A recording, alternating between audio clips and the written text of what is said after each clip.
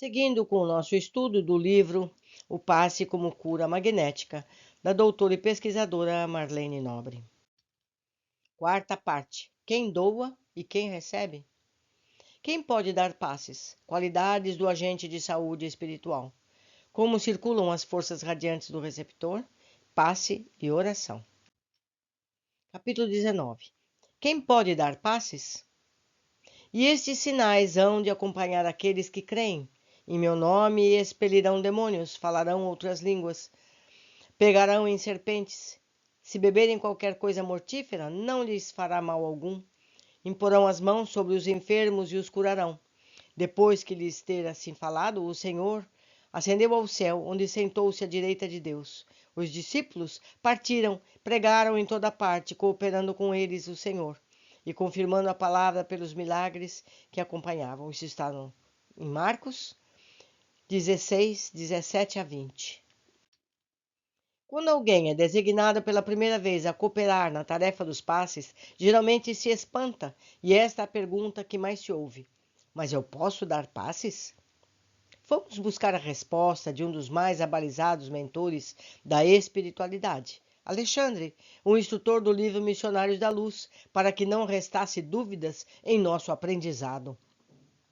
Quando André Luiz perguntou a ele se os amigos encarnados, de modo geral, poderiam colaborar nas atividades do passe magnético, ele respondeu prontamente: todos, com maior ou menor intensidade, poderão prestar concurso fraterno nesse sentido, porquanto, revelada a disposição fiel de cooperar no serviço do próximo, por este ou aquele trabalhador, as autoridades de nosso meio designam entidades sábias e benevolentes que orientam, indiretamente, o neófito, utilizando-lhe da boa vontade e enriquecendo-lhe o próprio valor.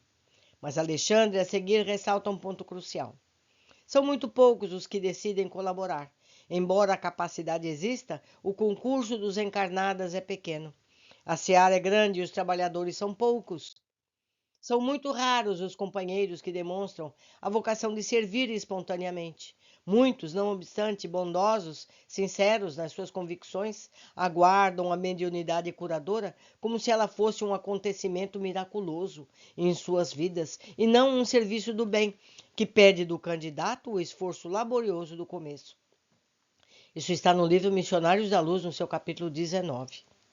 Quando o candidato não tem expectativas exageradas quanto aos resultados dos passes, porque respeita a vontade do Senhor, apresenta-se com boa vontade para o trabalho, os benfeitores espirituais estão sempre dispostos a orientá-lo.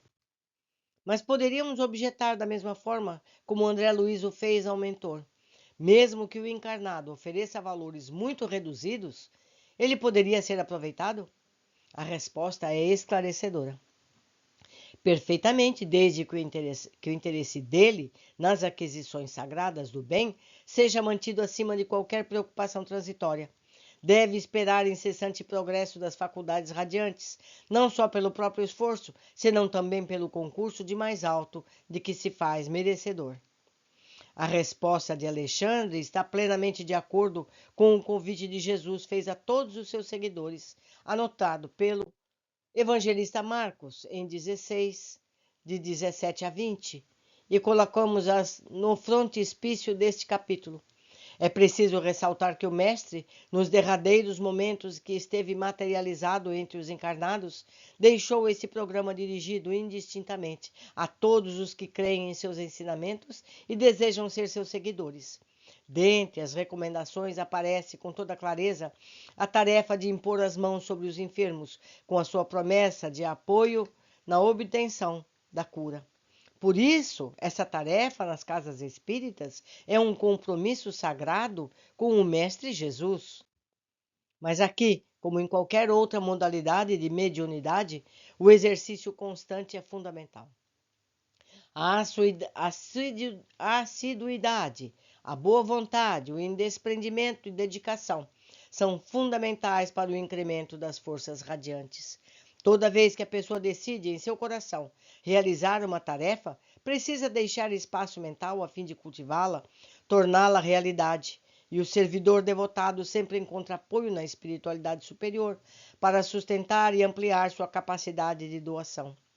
Recordemos essa pérola de ensinamento que consta da obra nos domínios da mediunidade. O pensamento é tão significativo na mediunidade quanto o leito é importante para o rio. Isso está no livro Nos Domínios da Mediunidade, seu capítulo 13. A figura não poderia ser mais clara. Um rio, por mais que seja constituído de águas límpidas e puras, não permanecerá assim se tiver que passar por um leito de lama. Do mesmo modo, as lições dos mensageiros divinos, para serem transmitidas, ou as forças radiantes deles a serem distribuídas para manter o mesmo grau de pureza, necessitam passar por canalização adequada. Compete ao médium, portanto, manter-se como um instrumento útil. Precisa conscientizar-se de que a mediunidade não é simples intercâmbio, é processo de autoeducação em que o burilamento se dá com um serviço desinteressado em favor do próximo. Toda tarefa para crescer exige trabalhadores que sejam dispostos a elevar-se a si mesmos. Ninguém evolui espiritualmente sem cuidar da melhoria e do cuidado dos seus pensamentos, palavras e atos. Aprendemos que pensar é criar e que os nossos pensamentos geram nossos atos e nossos atos geram pensamentos dos outros. Isso está no livro Domínios da Mediunidade, no capítulo 13. Por isso, todo cuidado é pouco com as ideias nas quais vivemos mergulhados, porque elas estão diretamente ligadas ao teor dos pensamentos, das reflexões mais íntimas. Por tudo isso, compreendemos que o primeiro é mais importante compromisso do médium responsável e com estudo construtivo e ação positiva no campo da caridade. Isso porque a comunhão com os orientadores do progresso espiritual no mundo, através do livro, nos enriquece de conhecimento, acentuando-nos o valor mental. Plantação da bondade constante traz consigo a colheita e a simpatia. Isso está no livro Domínios da Mediunidade, no capítulo 13. Os médiuns que lutam contra o personalismo inferior, buscando com sinceridade cultivar a humildade e a caridade, são legítimos vanguardeiros do progresso espiritual, capazes de refletir com suas ideias sublimadas a luz que jorra do mais alto do coração amoroso do Mestre Jesus. Atitudes que os passistas devem evitar. O passista ou candidato ao emprego de forças radiantes em favor dos enfermos deve procurar equilibrar o campo das emoções. As energias construtivas não podem ser fornecidas se houve sistemático desperdício das forças vitais. Isso está no livro Missionários da Luz. Não pode haver doação, por exemplo, com o sistema nervoso esgotado em frangalhos. E de que maneira pode-se esgotá-lo? Aquele que cultiva mágoa excessiva, paixão desvairada, inquietação permanente, não transmite nem faz circular as energias radiantes, porque seu próprio sistema nervoso está comprometido, desgastado. Vemos assim que o doador tem uma excelente oportunidade de autoaprimoramento. Ele sabe que as suas crises de cólera e de revolta, maledicência, leviandade, desespero e intemperança são verdadeiras tempestades magnéticas sobre os seus próprios envoltórios. O perispírito, o corpo físico, por isso, procura evitá-las ao máximo para não se desgastar. Do mesmo modo, quando estão em curso moléstias do sangue ou degenerativas, como anemia ou câncer, não é recomendável a doação fluídica, porque o próprio médium está necessitando de repor suas energias desgastadas. É preciso lembrar do que já vimos. O duplo etérico circula no sangue, o fluido magnético está diretamente implicado no sistema de defesa do corpo físico. O excesso de alimentação também constitui impeditivo ao desenvolvimento da capacidade de doação fluídica, porque a pessoa passa a produzir odores fétidos, detectados espiritualmente pelos poros, bem como das saídas dos pulmões, do estômago, prejudicando a circulação das faculdades radiantes. Do mesmo modo, o fumo, o álcool e outras substâncias tóxicas operam distúrbios nos centros nervosos, modificando certas funções psíquicas e anulando os melhores esforços na transmissão de elementos regeneradores e salutares. São notórios e bastante divulgados os malefícios do cigarro, Sabemos que a resistência orgânica decresce muito com o hábito de fumar, favorecendo o aparecimento de doenças, muitas vezes fatais, e que poderiam ser claramente evitáveis. Sobre os malefícios do tabaco e das drogas, recomendamos a leitura do livro Lições de Sabedoria, que contém ensinamentos de Emmanuel através de Chico Xavier. Capítulo 13. A esse respeito, o mentor esclarece sobre o perispírito do fumante no além. O problema da dependência continua até que as impregnações dos agentes tóxicos dos tecidos sutis do corpo espiritual ceda lugar à normalidade do envoltório perispirítico, o que na maioria das vezes tem a duração de tempo correspondente ao tempo que o hábito perdurou na existência física do fumante. Quando a vontade do interessado não está suficientemente desenvolvida para arredar-se de si o costume inconveniente, o tratamento dele, no mundo espiritual, ainda exige cotas diárias de sucedâneos dos cigarros comuns, com ingredientes análogos aos cigarros terrestres, cuja administração ao paciente diminui gradativamente até que ele consiga viver sem qualquer dependência do fumo. Como vemos, é de todo recomendável que nos esforcemos para vencer o hábito nocivo enquanto estamos na vida física, a fim de favorecer as nossas tarefas nesta e na outra dimensão. Toda vigilância, portanto, é pouca por parte dos médiuns.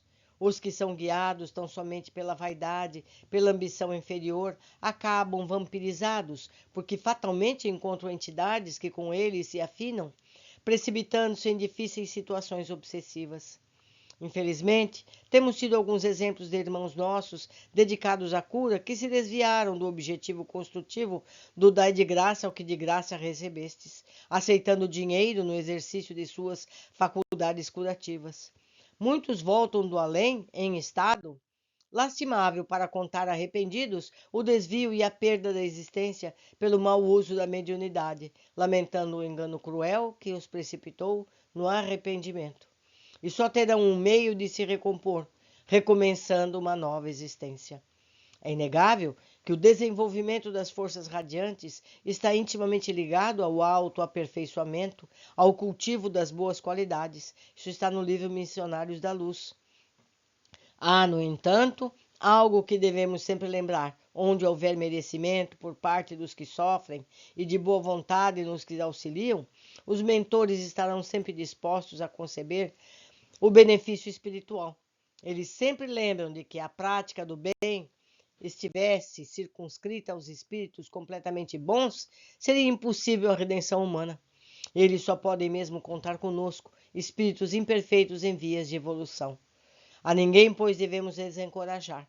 Os benfeitores espirituais, ao referirem-se às qualidades necessárias aos servidores neste campo de auxílio, não o fazem para desencorajá-los, mas para orientar as aspirações do trabalhador, com vistas ao crescimento na sua tarefa em valores positivos e eternos.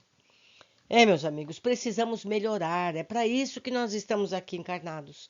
Vamos nos esforçar um pouquinho mais e conseguir a melhoria melhor, as vantagens que temos de estarmos encarnados, não é? Ficamos por aqui e aguardo todos vocês no capítulo seguinte. Abraços!